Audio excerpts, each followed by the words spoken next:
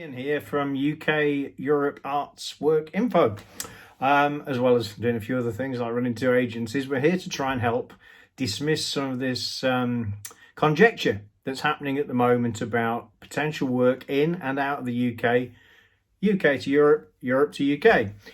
Since the government of the UK recently published their proposals on immigration system, people are beginning to think, my God, we're going to have to do a tier 5 visa. We're going to do this. In reality, there are several routes. And in fact, at the moment, this, remember, is part of a negotiation position relating to Brexit talks to the end of 2020. Come 2021, if you do need a visa or you do need some sort of a work permit, there are several routes into the UK depending on where you come from as a third country national. You could come in on a permitted paid engagement visa. That currently costs £95 and you do not require something called a certificate of sponsorship. Furthermore, you can, if you wish, apply for a tier 5 creative and sporting visa, which could allow you to work for up to 1 year in the UK if you've got enough gigs throughout the year. That currently costs £244 plus a work permit, or otherwise known as a certificate of sponsorship. It's not actually a work permit. There's also some confusion that has been put out there recently in the last few days, briefed, that there are a number of festivals and events that you do not require any sort of permit for. You might require a visa, but not a permit coming into the UK. What that means is the permit-free list of festivals, which is actually quite tiny in the UK, includes some very high-profile festivals like Glastonbury, like WOMAD, a number of classical festivals as well. So to put that to one side for the time being, remember, nothing is fixed as yet, and EU members would be potentially treated as third country nationals coming into the UK. The reality is some of the 27 allow permit-free work anywhere from 7 days upwards to 30 days in any 1 year.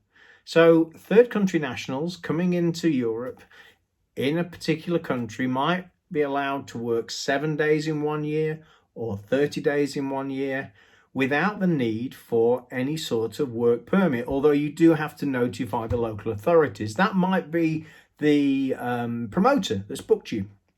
It varies from country to country. We're going to publish in the next few days, after we fact check this as carefully as we can, details for what's required in each of the EU 27 for third country nationals, which UK artists may well become. But it's not all doom and gloom. We will still be able to work there. This is not taking into account, of course, something called a carnet, which means that you will have to have a document relating to your equipment going in and across borders. In terms of equipment and merchandise, there is a very simple way around this, and that is to hire equipment once in the country. Of course, that is more expensive. So to hire guitars, we often hire backline locally anyway, so that's neither here nor there. And the other legal way of dealing with merchandise is to have your merchandise prepared in the country in which you're going to visit. Now, this is not going to be possible for many people. It's going to be expensive, and that's maybe only the middle and higher end of the touring circuit. Anyway, for now, you will still be able to play in Europe if you're from the UK, and some places will be permit free, some places you will have to purchase a visa, a work permit of some sort, or you may have to purchase a small, fairly simple visa. We'll publish that list in a few days' time. Don't panic, folks. It's not over yet. We don't know what's going to happen. We all wish this was not happening.